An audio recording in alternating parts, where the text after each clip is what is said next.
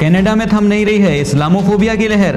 2 मुसलमान बहनों पर कातिलाना हमला, पश्चिमी मीडिया खामोश तमाशाई।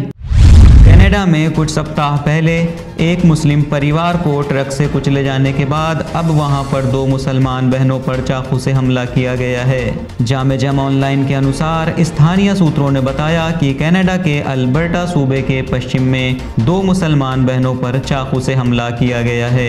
कनाडा की पुलिस की रिपोर्ट के अनुसार एक आदमी ने, जिसके चेहरे पर मास्क लगा हुआ था, 2 मुसलमान बहनों पर चाकू से हमला कर उन्हें मारने की कोशिश की, जिसके नतीजे में एक बहन बेहोश होकर गिर पड़ी। इसी बीच हमलावर ने इस्लाम विरोधी नारे लगाते हुए नज़दीक खड़ी दूसरी लड़की पर हमला बोल दिया और चाकू से उस लड़की को मारने की कोशिश की, लेकिन भीड़ जमा होने की वजह से वो अपने मकसद में कामयाब नहीं हो सका।